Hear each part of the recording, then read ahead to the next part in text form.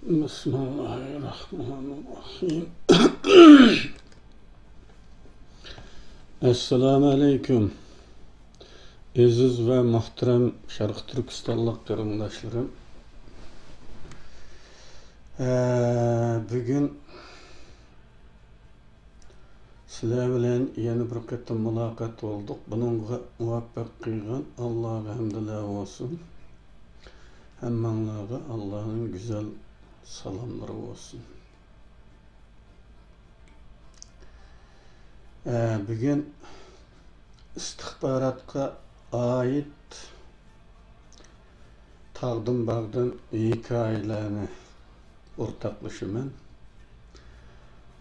Görüvatqaninglardek tema Amerika, Xitoy istihbarat kurashları. İstihbarat üçün işqi elinadigan obyektlar ve şartlar haqida qistirma qilib o'tib ketay başta.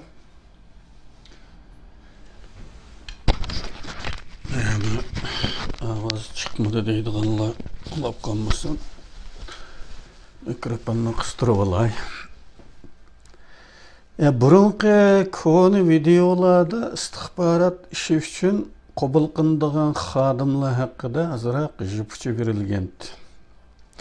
Ya'ni to'liq o'tir maktablardan tanlaydiganligi. Bu KGB mushunda tanlaydi asosliq nuqtaliq holda. Til talanti eng muhim o'rinda turadi, muhim bir shart. Yoki universitet bitirgan, chet el tili biladigan, yanıla til deyilgan temenin isimli qilishcha sahada ishlaydiganlar haqida, dushman davlat muhitida ishlaydiganlarning jismoniy qurilma jihatdan o'tir bo'y alayda ko'rinishi bo'lmagan, ya'ni bir ko'rgan odam unutib qolganmig'idek tashqi alaydiligi bo'lmaganlar bo'lishi kerakligini degan. Bu agar qechishga to'g'ri kelgan vaqtida bek zarur. Agar birlik ko'rgan odam unutib qolmaydigan biri alaydilik bo'lib qolsa, o jipchi aniqlagan saqchilik uni aynan suratlab bersa birdamda tutilib qoladigan ish. Bular öz davlat uchun yoki davlat ichidagi qabul qilishlardagi obyektlar bo'lib, bularning boshqa shartlarida diqqat qilishga tegishli nuqtalar shular. Harakashlar. Bu yerda harakash dedik, bu hali ziyoda ko'p ichadiganlar. Chunki g'arb dunyosida bilasizlar, ichmaydiganlar yo'q deyarlik. Endi u azroq ichib xudini tamamen biladigan aqli hoshini o'zini kontrol qila oladigan holdagi ishlarni bular hisobga olmaydi g'arbdagilar. Shunga ziyoda piyanchuk, zaboy bo'lib ketgan icharmanlar. Zaharlik chekimlik ko'ginib qolganlar, xotinparastlar, qimavozlar, ziyodi oliy turmushga intildiganlar, ideologiya jihatdan ma'lum oshqin maslaklarga mastona bo'lganlar, oilaviy masalalar bo'lganlar, ya'ni ayol majralari ailesida istihbarat tashkilotiga qabul qilinmaslik asos prinsip bo'lib kelmoqda. Bularni aniqlash jarayoni xeyli uzun surishi mumkin. Agar bir istihbarat tashkilotiga xizmatga iltimos sunsangiz, agar iltimosingizni qarab chiqishga qabul qilib qolsa, tekshirish 1 yilga so'zilishi mumkin. Bu jarayonda orqa ko'rinishni tekshirish ishlamlari. Buningda do'stlaringiz, tuqqanlaringiz, qiz do'st, ayol, yaqin aralashadigan munosabatdoshlari tekshirilgandan keyin cho'qim o'tashga tegishli bir o'tkal yalgan maşinisi sınaqları. Yalgan maşinisiga bağlaydı. Gerçi nayta usta casuslar maxsus yalgan maşinisini aldaşqa ügütülgen sahada işleydigan aygaqçılar yalgan maşinisini aldap ketadigan bolsumu, yani yalgan maşinisinin mu işe yaramay qaladigan tarafları bolsumu, lekin yalgan maşinisi yanıla 90% to'g'ri hukm chiqara oladi. Shunlashqa bu vaz kechilmas bir o'tgal. Bular bu davlat ichida o'zimizning jasuslarini qabul qilishga oid ahvollar. Endi chet elliklarni ishga olish jarayoni bunga o'xshamaydi. Chet elliklarni ishga olishda araqkesh bo'lsa texmi yaxshi. Chunki u bir ojizlik. Onun kuyruğunu tutup aladıganğa yaxşı bir taraf. Bunu emmağlı bilaleysizler. Yuqorildi deyilgen, bo'lmaydi degan şartlar agar chet elliklarda bo'lsa, uni ishga elishga yaraydigan shart bo'ladi u. Ta'turistcha. Chet elliklarni ishga elishdagi obyektlar normalda chet elliklarning o'zidan boshqa chet elda o'qiganlar va o'qish bitirgandan keyin shu davlatda turib qolganlar bo'lishi mumkin. Ya'ni bizning davlatimizdan berib chet elda o'qigan, shu yerda berib kelib ta'tillarda berib kelib o'qiganlar bu ta'tilda bizga kelgan vaqtida albatta suhbatga chaqirib nima ko'rding, nima anglading deyiladigan.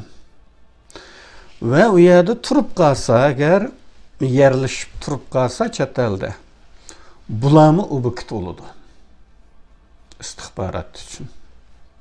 Ya'ni quloq bo'lishi mumkin, ayg'oqchi bo'lishi mumkin.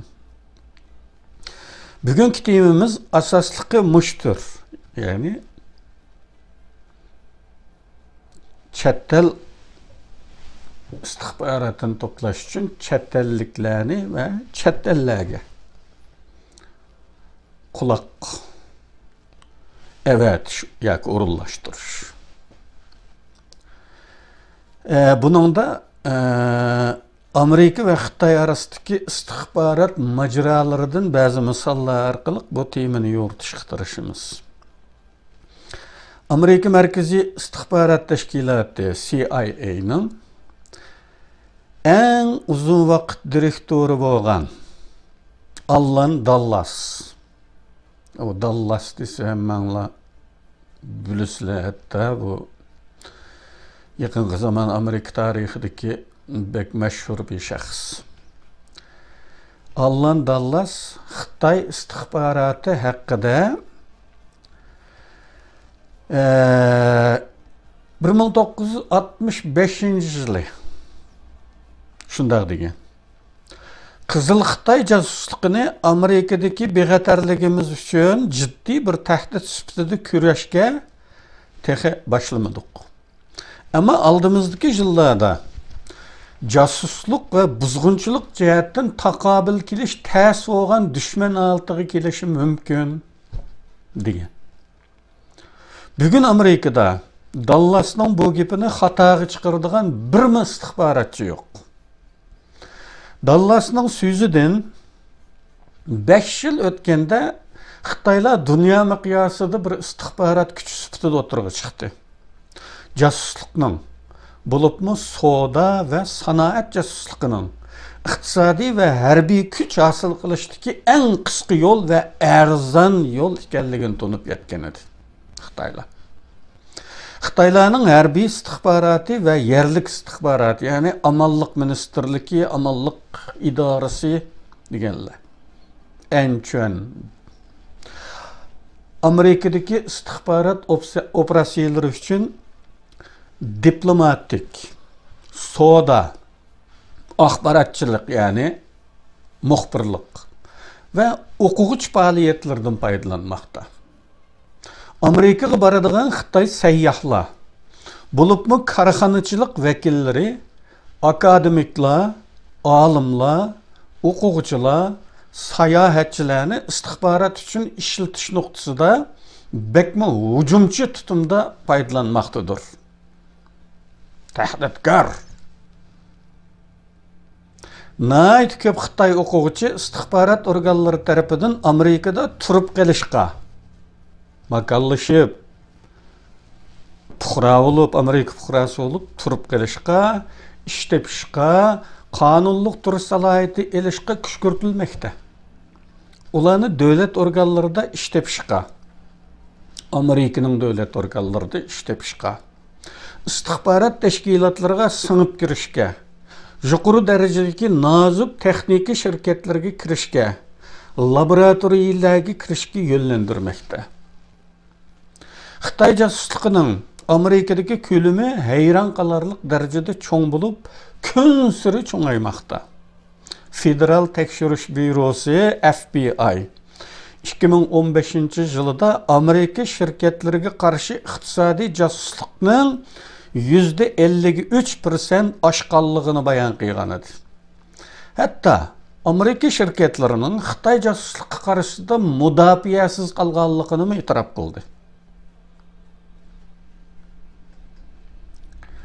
Amerikadagi Xitoylarning hammasining degidek ona yurtiga qarata muhabbati kuchlik.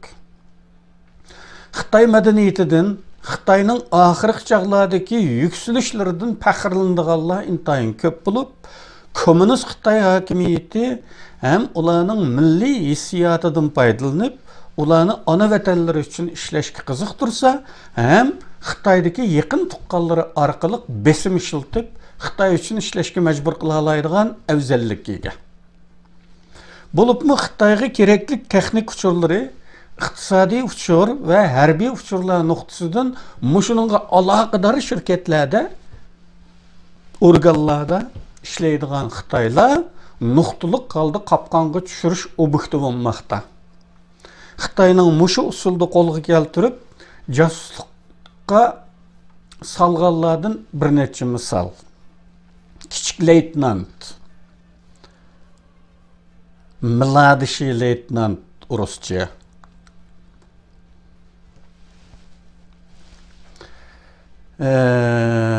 kichik leytenant Edward Lin. Amerika, G'arbga ko'chgan Xitoylar familiyasini Xitoycha qoldirib, ismini shu g'arbchisiga o'zgartirib oldigan odat xili kengri.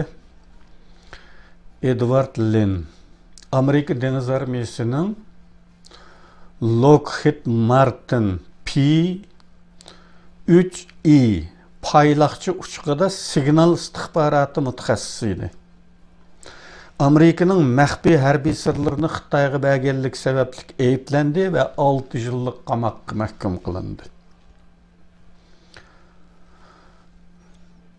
Hu Sunshung Tennessee Valley Authority bir yadro injeneri edi.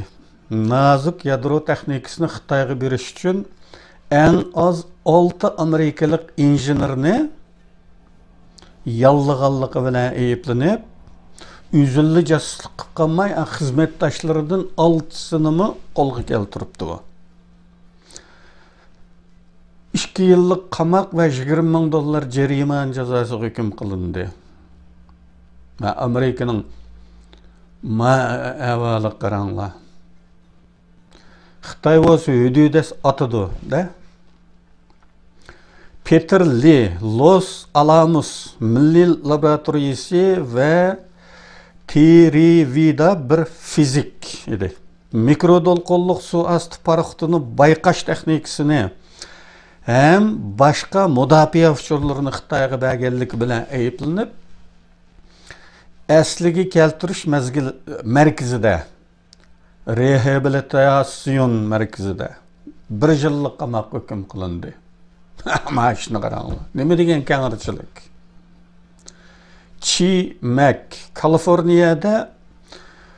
Power Paragon şirketinde işleydiğin bir injener idi. Amerika Deniz Armiyası su üstü paraxutları ve su astı paraxutları hakkında intayın məxfi uçurlarını Xitayga beriş bilen eyiplenip 24 yıllık qamak hüküm kılındı. Bu xeli buludu. Fi Yi Silikon Vadisi injeneri Xitaylarga beriş için kompüterinin mikro işlemci CUP'sini texnikasini uğurlaş bilen eyiplendi. 1 yıl qamak. Ne kadar azançılık. Walter Lien yoki Hin Liu Oakland Amerika Performance şirketinin xo'jayini ve başlığı.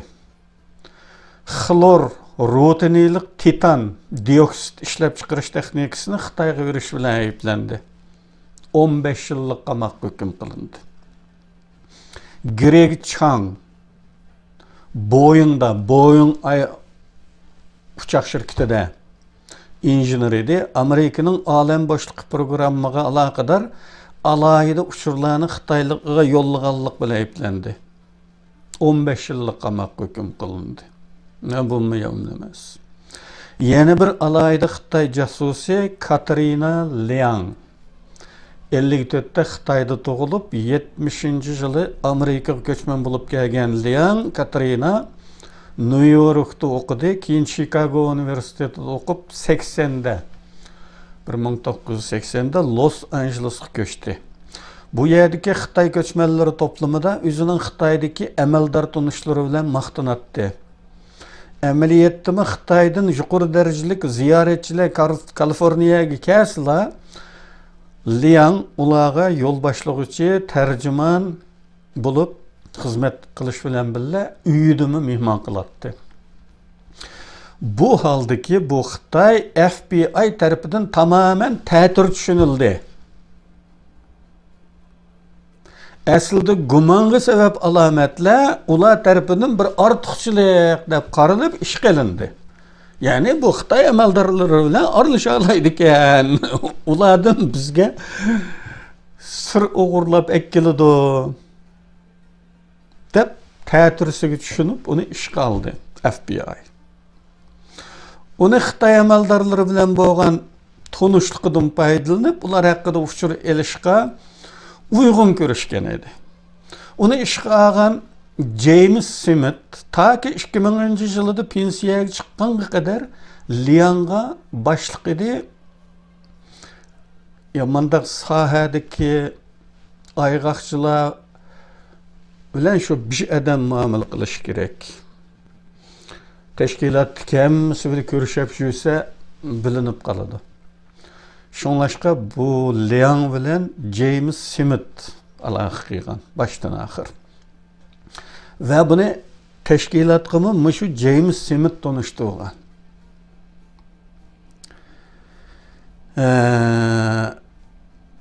Liang ançı-munçı Xitayga qatnap turatdı.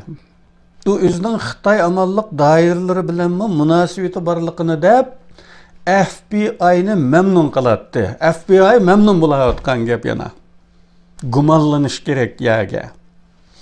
Muşu yosun işinin terakkiyatıda Xitay amallık idaresi tarafından 84. yılıga gelgende resmi iş qilindi. Endi o 200'lük casus olup işleşke başlaydı. Qaysi tarafga rast sadık, qaysi tarafga yalgan sadık. Liang FBI'dan maaş ve mukafat olap 1.700.000 algan. Bu hizmet jarayonida. Bu yıllar davamında James Smith tarafından kanat astığı elingan. Hatta istihbarat muvaffaqiyat medali bilen mukafatlangan. Aslında bu Xitay ayal 80. yıllarının 5'inden tatıpla James Smith bilen gayri normal münasebet doğup gelgen. Yana dikkat. Baştan ahire deyilip gelevatkan acizlik nemeydi? Şahvani. Şahvani münasebet casusluktaki aciz halka. Bu James Smith onun için onu kanat astı kaptı kendi. Simitning buncha qanot ostiga kelishining asli sababi bu. Liang Xitoy FBI'ning San Fransisko ishxonasida ishlaydigan boshqa chashitlar bilan munosabat o'tkazib yuradi. Bu ish tashkilotidagi xilijiq odamni baji qilib aytgan gapda. Ama baji degan chaqchaq söz bu yerda baji deyilmaydi Uyg'urchada. Kuni deyiladi. Anti istihbarat bölümünün çaşiti William Cleveland bilan munosabat deydi. James Smith de her zaman Liang bilan uyda tepishganda. Çünkü o teşkilatga kelmaydi o ishxonaga. Uyda tepishganda shunchalik diqqatsiz ekanki, ayol uning material sumkasidagi har narsani kopiya qilib oladi. 2003'ga kelgandilar Liang ve Smith qo'lga olindi. Yuqorqi misollar ko'rsatmoqdiki, quloq yoki ayg'oqchilarning ko'pinchisi pul uchun sotilganlar bo'lib, pulga sotilganlarning uchurlariga odatda bek ishonch qilinmaydi. Yana bir tarafim bor buning.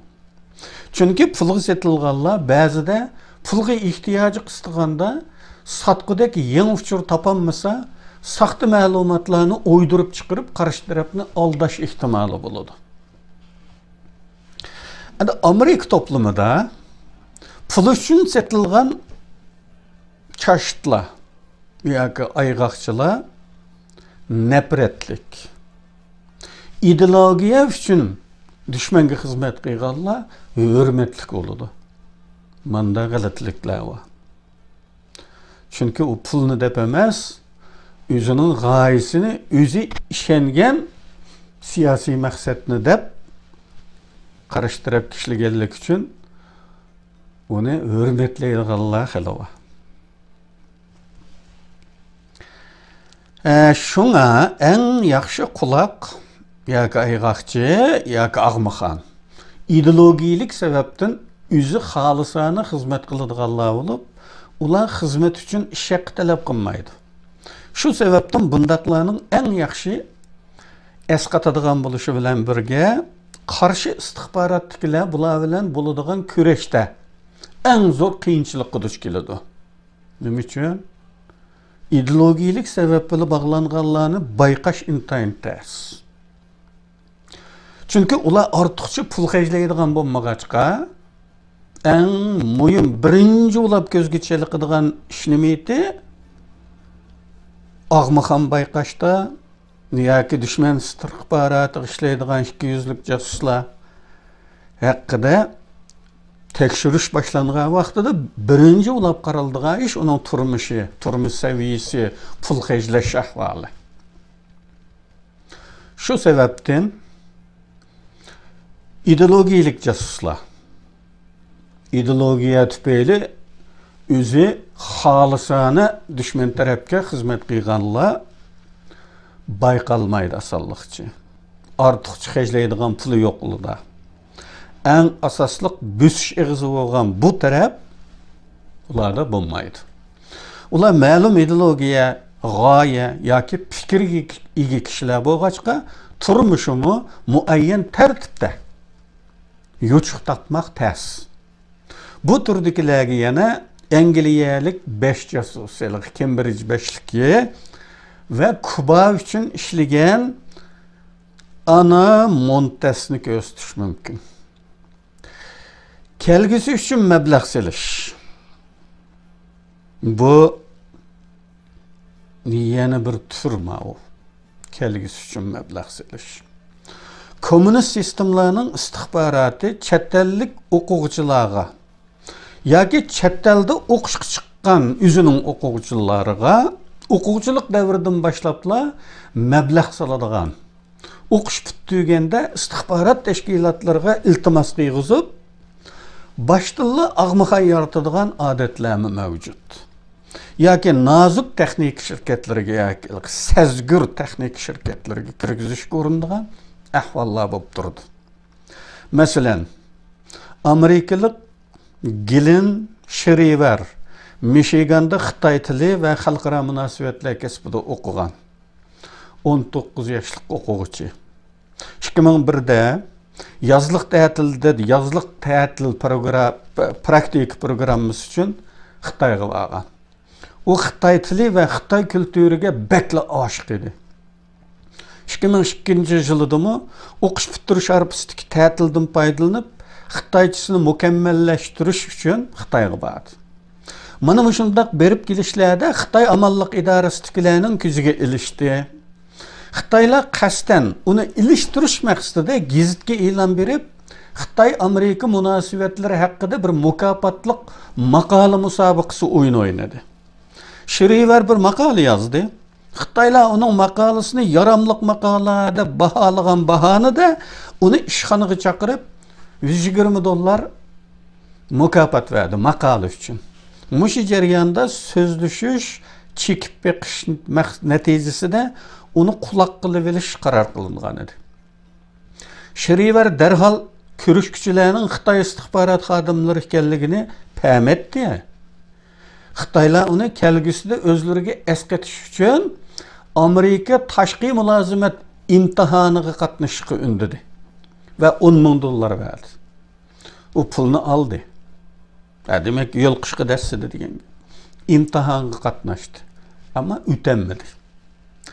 Bir yıldan keyin Xitaylar onunğa yana $20,000 verip tekrar imtihanga kirishga ündüdü. Ama yana ötənmədi. 2007 yılı Xitaylar hem de onu CIA'nın məxfi xizmətləri üçün iltimas sunuşqa buyurdu. Xitayçısı Sudek oğaçqa bundaq bir adam CIA üçün cəlibkar bir namzat idi.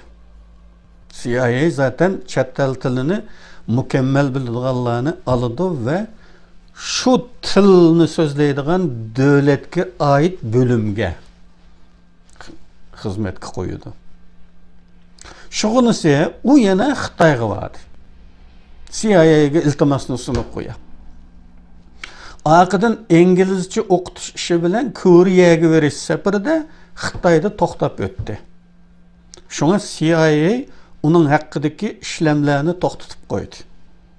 Bu mezgilde Xitaylar onun CIA'ga qilgan iltimasını ciddileştiriş üçün yana $40,000 verdi. Shriver Ravan Xitayçı bilgenlik desmisiga bek işençi bolğaçqa çokum işqe elenimen dep oylagan bolsunmu, lekin CIA ve FBI allaqaçan onun iziga düşüp bolğan edi. Şuna 2010 yılda qol gelindi. 4 yıllık qamakka hüküm qılındı. Demek bu hiç çıkınmagan.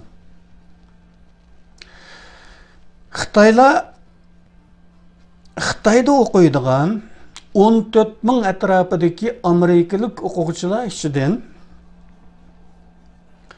kelgüsüde özü üçün işleşki yaraydıgan namzat izleş üçün bu okuyucularını inçiklik bilen küzütüp namzat tanlaşını toxtatmaydı. Her zaman.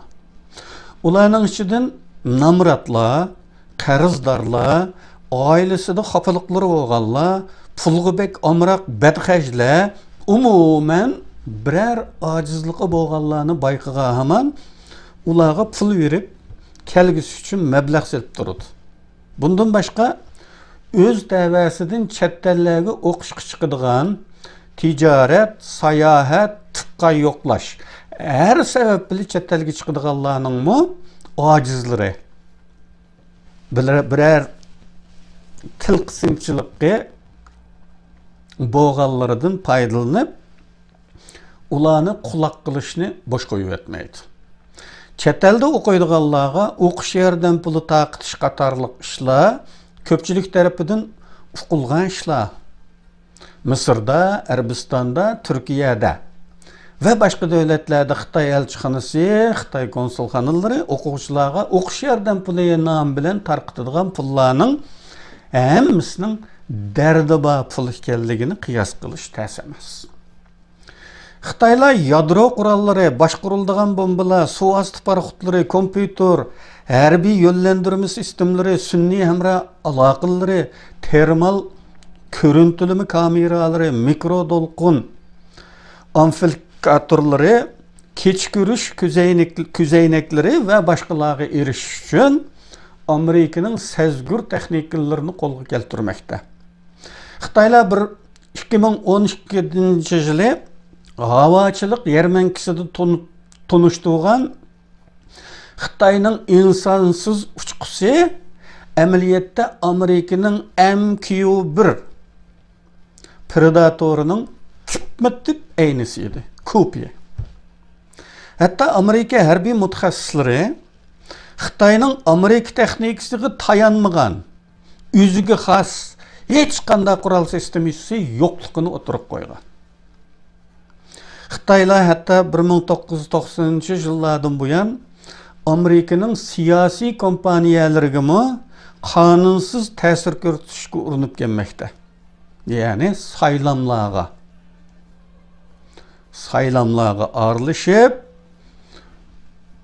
o'ziga sadoqati bo'lgan yoki va'da qilgan kishilarni saylatqizishga urinmoqda. Demokratiyaning yo'chiqlari mana shunday bek ko'p. 1996 yılı Washington Post'sының yazgınıga qaraganda, şu yıldaki Kongres saylamıga ta'sir ko'rsatish uchun Demokratik Milliy Komitetga qonunsiz Xitoy mablag' kirganligi ma'lum bo'lib, ba'zi ko'sorinchiliklar maydonga kelgan, satchiliklar. Xitoy korxonachi Johnny Chang bu komitetga $300,000 ko'p iyona qilgan. Yana bir Xitoy korxonachi John Huang yana shu komitetga $170,000 qonunsiz iyona qilgan. Xitoy hukumatining yuqori darajalik amaldorlari Amerika siyosatida Xitoyga foydali qarorlar aldirish uchun plan hazırlagan bo'lib, bularni Amerika tavalligidagi Xitoy boylar korxonachilarning qo'li orqali elib bormoqda. Bulardan qonunsiz iyonalar, sirliq yordamlar, lobbichilik yo'li bilan senatorlarni setib olib, Amerika qaror mexanizmida ko'p sonliqni qo'lga keltirish orqali ishga oshirilmoqda. Qandaqto Xitoy boylari, ya'ni kommunistga qarshi Xitoy boylari deydigan atalmış boylar var. Uyg'urlarmi alada oldim, ba'zi Uyg'urlar aşılarning yuyilishi bilan o'tirg'i chiqyotadi Amerikada. Bu atalmış Xitoy boylarining puli emas bu. Ularni vosita qilib Xitoy hukumati berayotgan pul bu. Ba'zilarini mashhur qilish uchun Uyg'urlarning ichidami ba'zilarga bu yordamlar kelyotadi, qarindoshlar.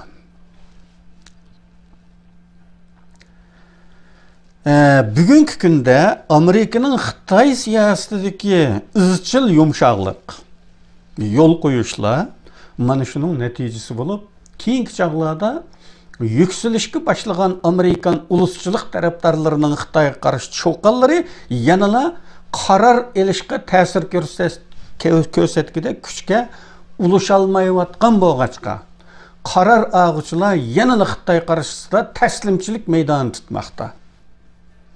Xitoyga qarshi kayfiyat faqat ig'izda va qog'oz yuzida qolmoqda.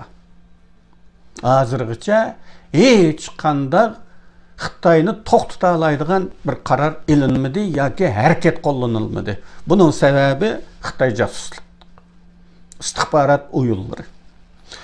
Bo'libmi sayber istixborot sohasida Amerikaning birinchi darajadagi bosh og'riqi Xitoylar bo'lib, 2003-yilda Titan Ryan adlı bir Xitoy sayber jasuslari, bu bir grup, bunun ismi bu. Titan Ryan ismidagi bir Xitoy sayber jasuslari. Amerikaning Milliy amallik shtat energiya davlat mudofaa ministerligining va bir muncha Amerika mudofaa mutaxassislarining sazgur bilgilarini qo'lga keltirish uchun tashkillik holda elib berilgan bir hujumni maydonga keltirdi.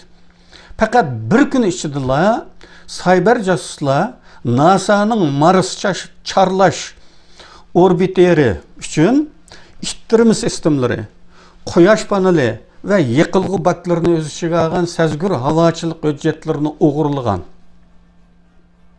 Yana bir guruh sayber jasuslarning nishonlari ichida Amerika armiyasi uchur injenerligi qo'mondonlik shtabi, dengiz okean sistemlari markazi, boshqariladigan bomba Müdafiə Agentliği ve Amerika Ulusal Laboratoriyası vardı.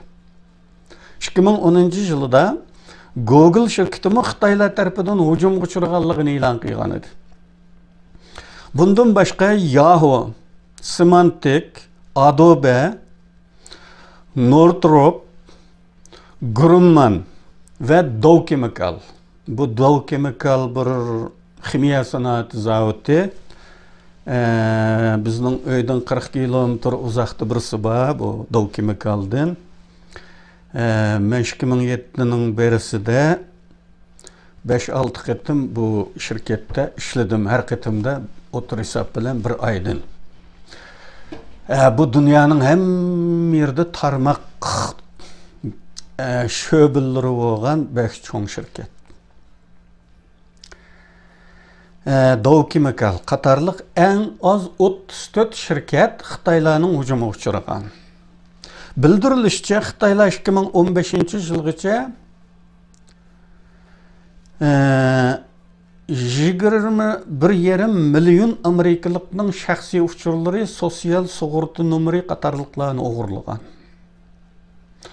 Yuqorqi hikoyalar istihbaratning nishoni, obyekti, maqsadi, ishlash mexanizmi haqida az to'la qarash shakllantirish uchun so'zlandi qarindoshlar. Kursantlar. Buningdan o'zinglarning ko'ngliga kechgan ta'siratinglarni yozib chiqsanglar topshiriq o'rnida. Bulardan har kim har xil savod chiqarishi mumkin. Tasavvurlarni ishga sola oladiganlar yana nurg'un tasavvurlar uchun bir jipchi ilhom manbasi tepishi mumkin. Qarindoshlar, bugun mushaqcha deyishayli buni. Keyingi qitimda 200'lük casusluk hakkında toxtalımız. Hemmanlarını Allah'a topşurdim. Allah hemmanlarını aman qilsin. Yana bir görüşkiç xeyir xoş. Aman bo'linglar.